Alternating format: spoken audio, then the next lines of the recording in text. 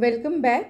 आपके exam preparation के लिए आज फिर से मैंने सैम्पल पेपर से एक नया क्वेश्चन सिलेक्ट किया है और ये आप देख ही सकते हैं केस स्टडी 5 दिए हुए हैं और यहाँ पर हमें पता लगाना है कि ये कौन सा सब कैटेगरी क्या है।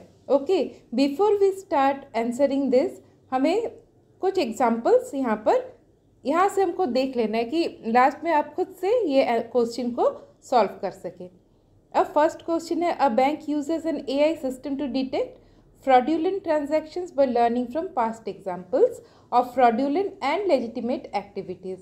Identify the category and subcategory of machine learning applied. मतलब बैंक का ट्रांजैक्शन है, सामने देखिए एक एग्जाम्पल भी है और इस ट्रांजैक्शन को देखकर सही तरीका का ट्रांजैक्शन है लेजिटिमेट या फिर फ्रॉडुलेंट, फ्रॉड है। यहाँ से आपको देखकर समझ में ही आ रहा है कि ये लेबल्ड डेटा है, इसलिए हम बोल सकते हैं कि द लेबल्स आर फ्रॉडुलेंट या फिर लेजिटिमेट। तो ये किस तरह का लर्निंग हो सकता है? जहाँ पर लेबलिंग होता है ये सुपरवाइज्ड लर्निंग है, राइट। अब हमारा आंसर इस तरह से बनेगा कि कैटेगरी सुपरवाइज्ड लर्निंग, सब कैटेगरी क्लासिफिकेशन मॉडल, हम क्लासिफाई कर रहे हैं ये फ्रॉड है या फिर नहीं है, इस तरह से। और अगर कहीं कहीं जस्टिफिकेशन भी लिखने देता है फिर हम इस तरह से लिखेंगे, the system learns from labelled examples to classify transactions as fraudulent और लेजिटिमेट, सिंपल। और यहाँ पर मैंने आपके सामने एक रियल लाइफ एग्जाम्पल भी रखा है, email spam filters classify emails as spam और नॉट स्पैम। यहाँ पर पहले से ही लेबलिंग होता है, उनको सिखाया जाता है मशीन को कि किस तरह के वर्ड्स होने से ये स्पैम होगा या फिर नॉट स्पैम होगा। तो स्पैम नॉट स्पैम लेबल है और हम इसे क्लासिफिकेशन बोल सकते हैं, राइट। अब next question, an online store uses an AI system to predict the future sales amount of a product based on its past sales data, price and promotions. Identify the category and sub category of machine learning applied. तो यहाँ पर भी देखिए label मिल रहा है, मतलब यहाँ पर ये सुपरवाइज लर्निंग है, कोई सुपरवाइज कर दे रहा है, पहले से सिखा दे रहा है कि इस तरह के आउटपुट हो सकते हैं, तो पैटर्न उसको पता चल रहा है। अब सुपरवाइज्ड है, मगर since we are predicting a continuous number it is supervise learning. और ये मॉडल क्या है? सुपरवाइज लर्निंग के अंडर में ये मॉडल है रिग्रेशन मॉडल, क्योंकि हम कॉन्टिन्यूअस वैल्यू को यहाँ पे हमें मिल रहा है, क्योंकि यहाँ पे सिर्फ येस नो 1 0 इस तरह से नहीं है, यहाँ पे 200 250 इस तरह से कोई भी कंटिन्यूअस एक वैल्यू हो सकता है। तो इस तरह के वैल्यू को हम कंटिन्यूअस बोलते हैं। पहले वाला जिसे हमने देखा उसे हम डिस्क्रीट बोल सकते हैं, राइट। अब इस तरह से लिखना है सुपरवाइज लर्निंग, रिग्रेशन मॉडल और justification. The system learns from labeled past sales records and predicts a continuous numerical value, future sales, so it is regression, right? और एक real life example है predicting house price based on size, location and number of rooms। और ये model कैसे बनता है मैंने पिछले क्वेश्चन में डिस्कस किया था, उसका लिंक मैं डिस्क्रिप्शन में डालूंगी, तो आप उसका प्लॉटिंग या फिर फिगर या फिर डायग्राम से पता लगा सकते हैं कि डिफरेंस क्लासिफिकेशन और रिग्रेशन में किस तरह से देख के पता लगे, क्योंकि डायग्राम से भी आपके पास क्वेश्चंस आते हैं एग्जाम में।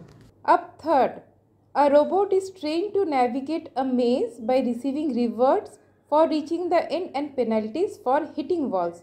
देखिए मैंने यहाँ पे कलरिंग कर दिया, rewards and penalties. Identify the type of machine learning model and explain why. आपके सामने एक जस्ट डेमो डेटा है, आप थोड़ा सा यहाँ पे पॉज करके देख सकते, समझ सकते कि एक छोटा सा सोचिए रोबोट है या फिर कार रोबोट है, वो मेज गेम में चलेगा, तो उसको सिखाया जाता है विथ नंबर्स। अगर उसको नेगेटिव मिल रहा है तो उसे मालूम है कि ये एक ट्रैप है, अगर वो हिट वॉल कर रहा है तो उधर भी उसको नेगेटिव मिल रहा है, तो वहाँ से वो सीखता है कि ये नेगेटिव है, इसे मुझे अवॉइड करना है और किस तरह से पॉजिटिव वे से वो गोल तक पहुंच सकता है। और इस तरह से ट्रेनिंग होते होते वो एकदम सही वाला मॉडल बन जाता है जो गोल तक बिना कोई मिस्टेक किए पहुंच सकता है, राइट। अब मॉडल टाइप यहाँ पे क्या हुआ, रीइंफोर्समेंट लर्निंग। अब यहाँ पर जस्टिफिकेशन में the robot learns optimal actions by interacting with the environment and receiving feedback through rewards and penalties. ये दो वर्ड आपको मिलेंगे, या फिर आप ऐसे भी लिख सकते हो the robot learns by trial and error adjusting actions to maximise rewards. Fine.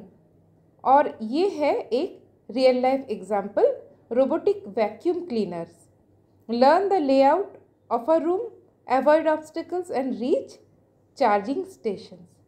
Fine. अब next fourth example, a social media platform automatically tags people in photos by learning patterns in facial images. Identify the category and subcategory of deep learning used and justify your answer। यहाँ बता ही दिया गया है कि machine learning का जो एक subset है जो डीप लर्निंग है वो है, और यहाँ पर आपके सामने एग्जाम्पल भी है, आप इसको थोड़ा सा पॉज करके वीडियो देख सकते हो। जैसे फेसबुक में आप फ़ोटो अपलोड करते हो तो ऑलरेडी एक स्क्वायर बना देता है चेहरे के ऊपर और बोलता है कि आप इसे टैग करना चाहो तो आप टैग कर सकते हो, राइट।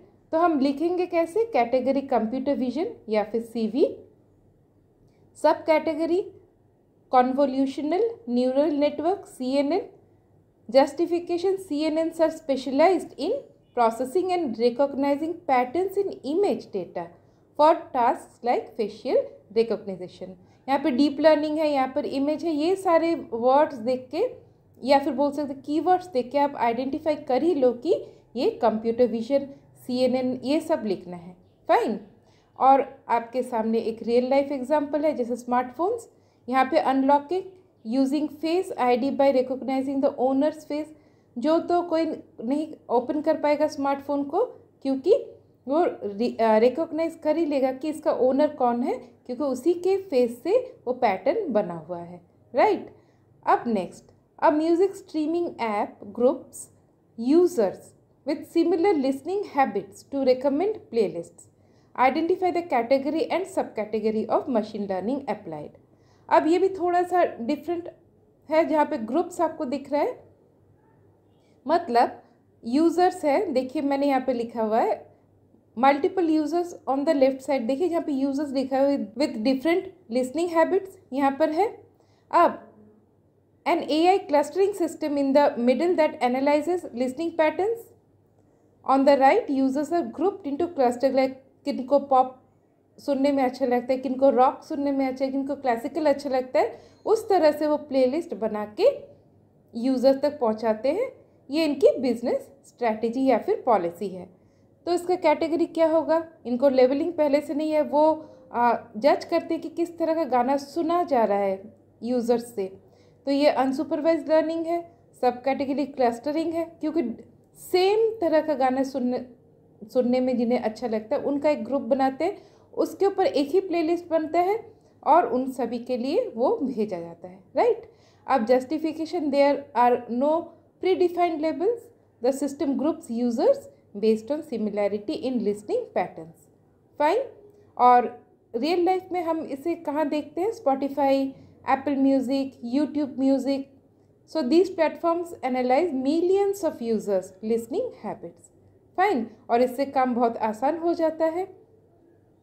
अब sixth example, a supermarket's AI system finds that customers who buy bread and butter often buy jam as well. Identify the category and subcategory of machine learning applied. अब आपके सामने जो एग्जाम्पल है उसको थोड़ा सा पॉज करके पढ़ के देखिए तो एक आइडिया मिलेगा।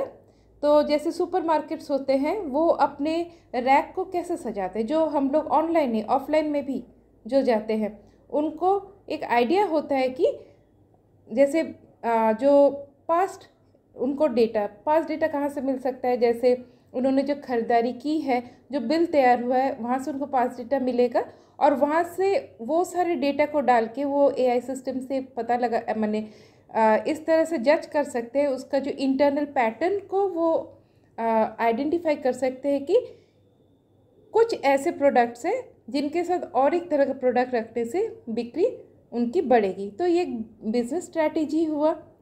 इस तरह से आप ऑनलाइन में भी देख पाओगे, जैसे कोई अगर शू खरीद रहा है तो सॉक्स उसके रिकमेंडेशन में आएगा, राइट। अब कैटेगरी क्या है, अनसुपरवाइज्ड लर्निंग। सब कैटेगरी क्या है, एसोसिएशन। मतलब जैसे कोई दो प्रोडक्ट इस तरह का कोई खरीद रहा है तो थर्ड प्रोडक्ट या फिर फोर्थ प्रोडक्ट कौन से एक साथ यूजर्स बाई कर सकते हैं। जस्टिफिकेशन में क्या होगा, the system discovers hidden patterns और relationships between items without labelled outcomes. इसीलिए अनसुपरवाइज्ड है, नहीं तो सुपरवाइज्ड हो जाता। और रियल लाइफ एग्जांपल क्या है, Amazon's frequently bought together product recommendations, right. अब यहाँ पे मैंने थोड़े डिफरेंसेस जो अब तक हमने डिस्कस किया उसको आपके सामने रखा है, तो आप इसको पॉज करके थोड़ा सा पढ़िए, इसको कॉपी में लिख लीजिए। ये भी क्वेश्चंस के हिसाब से आ ही सकता है। अब हमारा जो क्वेश्चन था एकदम स्टार्टिंग में हमने जो देखा सैम्पल पेपर का, उसे अब सॉल्व करते हैं। बिफोर मैं सॉल्व करूँ, पढ़ते पढ़ते आप सोच लीजिए कि ये क्या हो सकता है। A company wants to predict customer churn based on past purchasing behaviour. मतलब जिन कस्टमर्स ने पहले मंथ में ख़रीदा था कुछ प्रोडक्ट, वो क्या नेक्स्ट मंथ में फिर से लौट के आएंगे? तो वो कैसे पता है? Past purchasing behaviour, demographics and customer interactions, they have a data set with labeled examples okay of customers who churned and those who did not। तो ये क्या होगा? सुपरवाइज्ड लर्निंग, और वो भी क्लासिफिकेशन, लौट के आएगा या फिर नहीं आएगा, राइट। केस स्टडी 2 में क्या है, a social media platform wants to group users based on their interests and behavior to recommend relevant content. They have a large data set of user interactions but no predefined categories. Which type of learning is this case study most likely based on? Unsupervised learning, ये है clustering, और यहाँ पर किस काम के लिए use हो रहा है? रिकमेंडेशन के लिए। Third, and autonomous vehicle is learning to navigate through a city environment. It receives feedback in the form of rewards, देखिए rewards आ गया, for reaching its destination safely, and penalties भी आ गया for traffic violations. Which type of learning is this case study most likely based on? Simple reinforcement learning. अब next, a healthcare provider wants to identify patterns in patient data to personalize treatment plans.